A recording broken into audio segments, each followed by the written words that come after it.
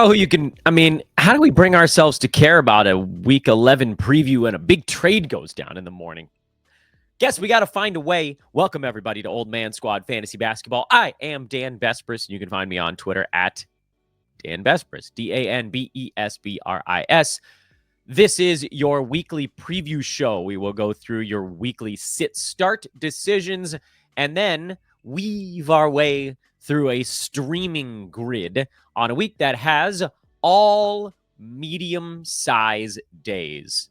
Love it. 768-6996. I don't know if that's your phone number. If it is, you should call week 11 because that's the number of games we've got each of the 7 days this upcoming week. And we will break it all down in just a moment. Again, take a moment to hit that like button on the show. If you've been hanging out, watching some of our Old Man Squad stuff, please subscribe. That's the big one. The subscription button is the big one. That's how we sort of snowball forward over here. And if you're listening after the fact, iTunes, Spotify, you guys hit that 5-star button. That's also kind of a big deal. I'm going to do my best, like I did yesterday, to not sniffle into the microphone. I do feel a little bit better today. The nose remains congested, but the malaise, the bleh, seems to have subsided a little bit. So we'll take the baby size wins. Also, forgot to do this on our emergency D'Angelo Russell pod, which we just posted like an hour ago. Make sure to check that out if you want to know the fallout of the D'Lo for Dorian Finney-Smith trade. We didn't do an ad for our buddies at Bet Online, the site that continues to be the world's most trusted betting platform and your number one source for online betting. They've got the earliest odds, in-game live betting, and the ability to watch the games as they happen with the largest selection of odds on everything from the NFL to NBA, college basketball, NHL, UFC, you name it, they've got it. Head to Bet Online today, and don't forget to use our new promo code BELIEVE, BLEAV, for your welcome bonus on that first deposit. Bet Online, the game starts here. Let's begin with a look at the weekly decisions that folks need to make. I can do this without using my face to cover up all the names. Pay no attention to the weird team names on your screen. We're just going to scroll through Yahoo's top 150, talk about anybody that might be a sit-start, anybody with an injury, game time, whatever tag. Luka Doncic is out. Franz Wagner is out. LaMelo Ball, for me, is in. Devin Booker is out. Dyson Daniels is sick. He missed both games for the Hawks this weekend. I'm hoping that he's back. They've got 2 days off before a game on Wednesday and a back-to-back next Friday, Saturday. So I would start Dyson Daniels next week. Chet Holmgren obviously out. Giannis has been out with an illness here lately for a little bit himself. This upper respiratory thing that's nailing the NBA has taken some prisoners. Giannis, 3-game week, Tuesday, Thursday, Saturday, this coming stretch. I'm going to start him. I think these 2 days off ought to be enough to get him back, and 2 out of Giannis would be enough, even if he missed Tuesday. I'd be floored if he's not back by Tuesday or by Thursday. Kristaps Porzingis, he's questionable for the game on Sunday, which is going to start here in just a little bit. If he gets ruled in, great. That decision gets made for us. If he gets ruled out, I think I'd still start him. Boston has one of the better schedules in the league here coming up. Yeah, he probably sits one half of the back-to-back. But again, I think a worst-case scenario for Porzingis this coming week is you get that game in Houston on Friday and at Oklahoma on Sunday.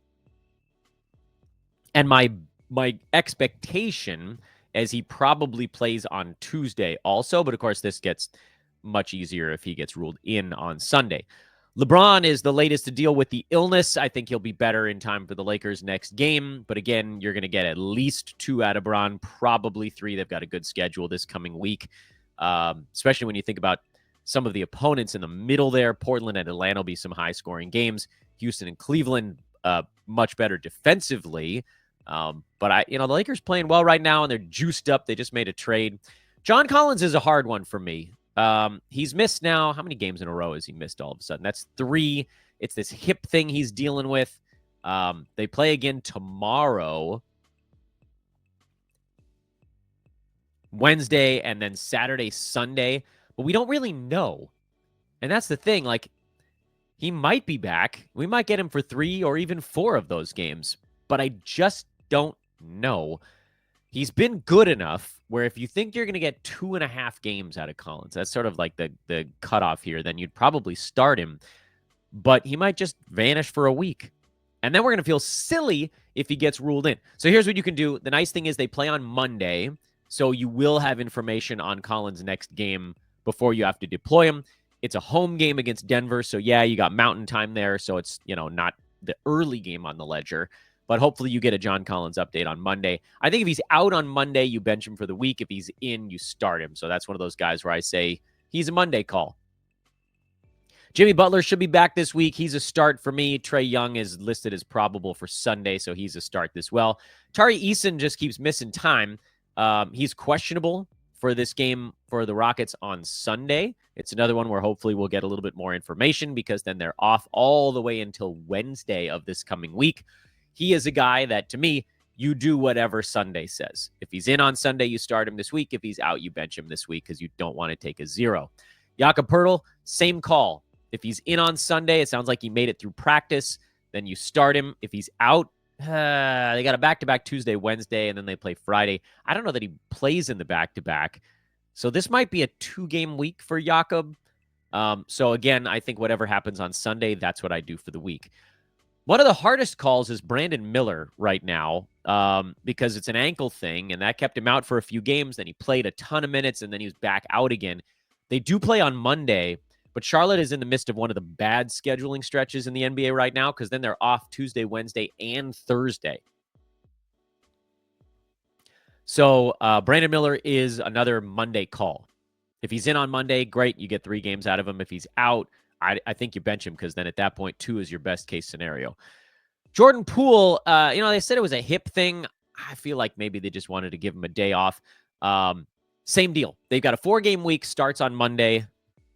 So you'll get a nice opportunity to get some information on Poole. It's the first game on the card, I believe, on Monday. So you'll definitely know what his status is before your weekly lock happens. If he's in, great. You don't have to think about it. They don't have any back-to-backs this coming week. If he's out, you probably bench him because then you're talking about 3 max, which would be enough for him. He's been good enough where 3 is good, but you just don't want to get caught with a 1 or 2 game week or even a 0. Jordan Poole's a tough one, too. Santi Aldama's listed as week to week, so he's out. Let's keep going. Larry Nance Jr., out for a little while. John Morant hasn't been evaluated yet. They said he was going to be evaluated on his shoulder in the coming days. So my guess is that you're getting 2 games max this coming week, so he stays on my bench. Brandon Ingram is on my bench. Paolo's on my bench. I'm not even going to talk about Robert Williams. Royce O'Neal was going to be a nice fill-in, but he busted an ankle, so he is also on my bench. Lou Dort, ankle situation kept him out of the last one, and we're now starting to get into the part of the board where if you have anything going on, then you shouldn't be in a lineup because you're just not good enough. Dort has a 4-game week, though. Oklahoma City's in a really good run right now, and they don't play until Tuesday. That said, I can't risk it. He's not good enough to risk it. Dort stays on my bench. Let's keep going a little bit farther. Cason Wallace, don't care. Alvarado, don't care. Derek Lively is an interesting one because he's been playing really well lately, and he's missed a couple of ball games in a row with a hip injury. He got ruled out about 5-ish, 6 hours before game time. It's unclear when he's coming back. Dallas does play Monday, but it's only a 3-game week. You know the drill. He's a Monday call. If he's in on Monday, great. If he's out, you bench him. Ayo Dosunmu's out for a week and a half, so that's an easy one. Drew Holiday is not an easy one. This shoulder thing is a little upsetting. He doesn't play until Tuesday. I think you got to bench him. I know that sucks with a 4-game week, but I don't think you can take that risk. Let's just go a tiny bit farther. Obi Toppin, I'm not going to risk it. Caruso, no. Dorian Finney-Smith just got traded. Onyeka Okongwu might be back, and we'll know by this game on Sunday, but it's only a 3-game week. So even if he's back, do we really want to start him? It's a dicey play. I don't think he's quite good enough. And that is that for our weekly calls. Let's switch over to the streaming board. Let me see if I move my face around a little bit. Does that help at all? I think I need to create a new board in StreamYard. I wonder if I can do it on the fly. What are you guys going to see? Can I move this thing up? Can I move my shared window higher? Nope, that's not it, is it? Oh, here we go. I think I can do this on the fly. Oh, there it is. And now maybe I can shrink my own head a little bit. There you go. You guys don't need to see my face at all. Boom. How about that? Yeah, that's custom layout 4. Oh, it didn't even show up. There we go. That's bad podcasting, but I wanted to do it. So I made my face really small. I made the viewing window for for the streaming board a tiny bit bigger. It was a lot of effort for almost no payoff. But here's the streaming board for week 11. As I mentioned during the opener of the show, every single team has every single day has between 6 and 9 games this week. There is only one team with what you'd call a traditionally bad schedule. That's the Phoenix Suns. And then there's some teams that have kind of like a semi not schedule. I know that was good talking on my part. Let's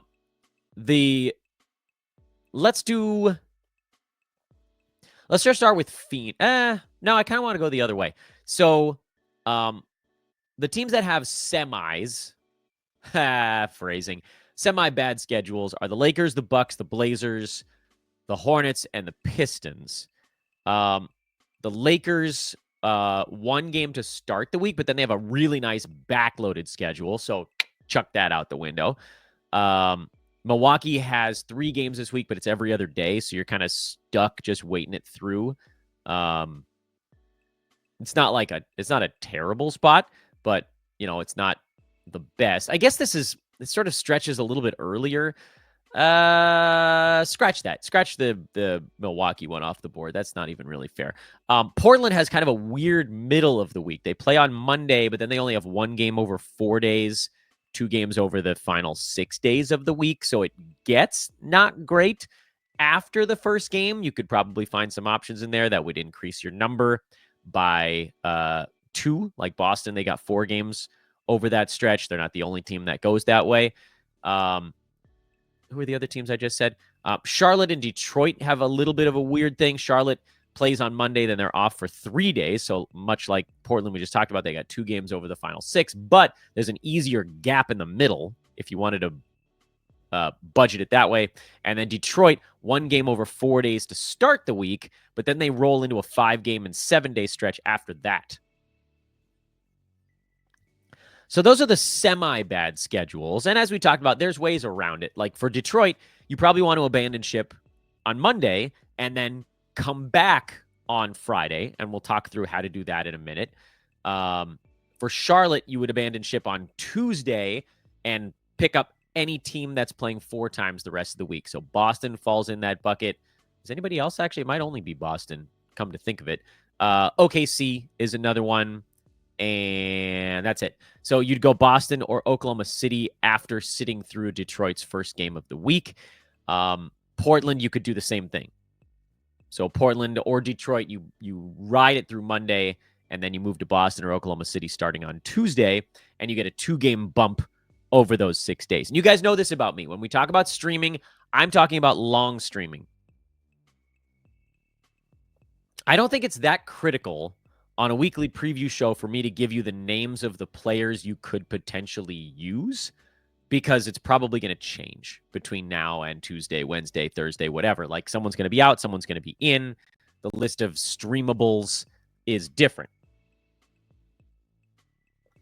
Like clearly, if you're looking at Boston, you're talking about guys like Sam Hauser. You're not talking about Al Horford. You might look at like a Luke Cornett, depending on what big guys get rested. If you're talking about Oklahoma City, you're looking at if Cason Wallace is healthy, Isaiah Joe, if Caruso comes back, Lou Dort would be streamable if he ends up being healthy. Like there are fringe guys on those teams, but you're not going to know until the day of who's in and who's out. And that's where you're going to end up making those calls. So those are the not great schedules. And like not too hard to work around the Portland and what did I say? Portland and Charlotte. Yeah, Portland and Charlotte. For Detroit, if you were looking at doing something early in the week, I think I'd probably look at Philly. Philly's got a good schedule to start the week. They got 4 games the first 6 days. So do the Clippers, 4 games the first 6 days. If you wanted to go something shorter and then longer, Cleveland has a back-to-back Monday, Tuesday. So do the Clippers, by the way. So that would be sort of like if you didn't like any of the streamers on the Clippers, you could go to the Cavaliers.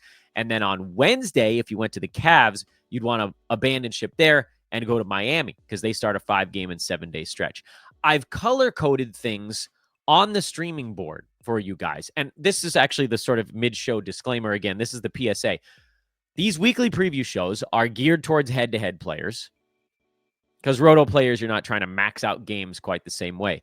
Also, you should be looking at this visual on your own while I talk about it. Yes, I'm going to try to scroll around so you can see what I'm talking about, but I can only have 5 or 6 teams showing on the screen because if I zoom out any farther, you're not going to be able to see it. Whereas if you pull it up on your own computer screen, preferably on a big PC monitor, you can look at half the league at once. Like, here's what it looks like when I zoom out. It's not great. It's not great for YouTube. I guess you can kind of see it.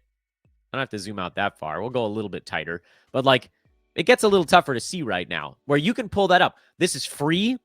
I've done this for the season.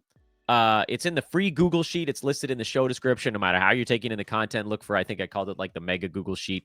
And then look along the bottom there, the tab that says Streaming Calendar 2024. That's the one that's got all this stuff built in. All that to say, I've started to add some new markers, basically place markers. So you can see if you're looking along with us that that Monday for Cleveland, they're in Golden State. I've color-coded that one orange. Not for any reason other than, okay, the Cavs have a back-to-back to start the week. So let's say that that's a team that you move to if you had someone on Detroit or someone on Phoenix. We haven't talked about their really, really bad schedule yet. But the Cavaliers' schedule gets bad starting on Wednesday. On Wednesday, Cleveland only has 2 games over a 7-day span, which is effectively a bad week of scheduling for games. So you don't want a Cav on Wednesday. If you picked up Karis LeVert or Dean Wade or whatever, fringe streamer that the Cavaliers might be looking at for that Monday, Tuesday, get off of them. Mandatory on Wednesday. So what I've done now is I've given you a pathway. If you went orange on Monday, look for the next orange. Boop, there it is, Miami on Wednesday. Miami's got plenty of streamers. Duncan Robinson, although I think he might have just gotten ruled out for their Sunday game. Duncan Robinson, Terry Rozier, Haywood Highsmith, Jaime Jaquez Jr., I should say. There are others mixed in there. Nikola Jovic. Tons of these fringe guys on the Heat that keep rotating in. And they might not be good for all 5 of those 7 games, but if they're good for like 2 to 3 of them, that's a win. Plus, you went from a Cavalier who had 2 games over 7 days to a Heat who had 5 games over 7 days. You made one roster move on Wednesday, and you increased your games played total by 3 over a week. That's incredible. That's the juiciest damn move you can make in long streaming. And I know what you're thinking. Maybe I don't know what you're thinking. But one thing you might be thinking is, what about the fact that Miami does not play on Sunday? Hopefully, you have some other streamer slot that you were able to max out on Sunday. But the nice thing about this coming week is that there's no overload day. So you can just max the crap out of everyone. So again, in this scenario, if you started with, say, a Detroit Piston or a Phoenix Sun in this, like, take a bad schedule and pivot it to a good schedule, and you didn't get any of the Clippers that you wanted to, and you didn't get any of the Philadelphia 76ers that you wanted to, because those are my 2 preferred options on Monday. And for the Clippers, that would be like a Derek Jones Jr., man, there aren't that many other options to stream on the Clippers. They're a frightfully poor streaming option team. What was their last game? Did they play on Friday? They beat the Warriors on Friday. That's right. Chris Dunn, I guess, would be streamable for the Clippers. Derek Jones or Chris Dunn, I probably are the 2 options there. All right, let's say you didn't get those guys. And so then you were like, oh, maybe I can get my hands on a Philadelphia 76er. Surely they have somebody that I could pull out of the sky. Well, now that they got their guys back, Your options there are Caleb Martin. Kelly Oubre is probably not on the wire, even though he should be. So not a ton of choices. So let's say somebody beats you to those teams. Then you got to go down to your third option, which is the Cavaliers. That's how you ended up in that. Okay, I went Cavs on Monday. I go Heat on Wednesday. I use 2 moves on that roster slot this week. I've got to be done with that one. By the way, let's quickly talk about the Phoenix Suns, and then we'll get to the other streaming options for this week. The Suns, they have a bad schedule starting Sunday, which is today while we're recording the show. They go 2 times over 8 days. Woof. It's 1 time over 6 or 2 times over 8. That's about as bad as it gets. The fact that 2 times over 8 is actually an improvement over the 1 in 6 tells you how bad the current stretch is. So for Phoenix, like, you can get off of the Phoenix Suns today if you're watching the show on Sunday. Toronto's got 4 games in 6 days starting on Sunday. I think they might be the only team that has a really good schedule right now. Boston is in the midst of it, just a long, like, relatively heavy stretch. You could potentially go Boston as well. Let's see. Besides Toronto, Boston, I actually didn't prep to do a bit on today's show about starting on Sunday. OKC would be useful, and you could hold them all the way through Friday of this coming week. I already said Toronto. Yeah, so those are the options if you wanted to move off of Phoenix on Sunday. But if you happen to be watching this show on Monday, you've missed your opportunity to do that. Treat Phoenix just the way we talked about Detroit. You don't want to be a part of them for at least the first 4 days of the week. That's what Detroit is. You can get back on them later. For Phoenix, you're not going to get back on them until Monday of next week. They have a 5-game week next week. Or if you really wanted to get ahead of it, you could pick up a Phoenix Sun on Saturday, because then that would be 6 games over 9 days. But the best stretch for Phoenix is actually starting day 1 of next week. That's January 6th. I call it week 12. Yahoo calls it period 11. Doesn't matter what the hell you want to call it. That's just where it is. Okay, here's the other part of this equation. If you go Philadelphia to start the week or the Los Angeles Clippers, you don't actually have to hold them for their 4 games in 6 days. You could actually just cash in on 3 games in 4 nights, which is a 75% game hit rate. And for Philly, by the way, they've got a back-to-back in there, so Embiid is probably going to sit one. Paul George might sit one. You may actually get a better game out of Kelly Oubre or Caleb Martin or Gershon Yabusele or whoever. So there might actually be a few more options when you think about that back-to-back. However, as I just mentioned, for Philly and for the Clippers, they go 1 time over the week's final 3 days, meaning you've got an opportunity to pivot off of those guys, those 2 teams. You're only going to gain 1 game this week with the move you make, but you could cash in with additional games over the following few days. And the move there is actually, believe it or not, back to the Detroit Pistons, because starting on Friday of this week, the Pistons go 5 times in 7 nights. And as you can see, I've color-coded that first day for Detroit blue, just the way I coded the Clippers Monday blue and the Sixers Monday blue. This is they are arrows. It's a flow chart. If you went Clippers or Philly on Monday, you go Detroit on Friday. That's the other half of this. Am I using 2 moves this week? Because Detroit, yes, they get you 2 games to finish off the week. That's great. You added a game this week, but you stretch it out for 7 days. Detroit goes 5 times over those 7 days. Clippers go 3 times over those 7 days. Actually, 3 times over 8, but that doesn't really matter because Detroit is off after those 7. Also, Philly also 3 times over 7 days. So you're making 1 roster move on Friday, and you're getting 2 games played over a 7-day stretch. It's not quite as miraculous as going from the Cavaliers to the Heat with that Wednesday move, where you're getting 3 games over 7 days.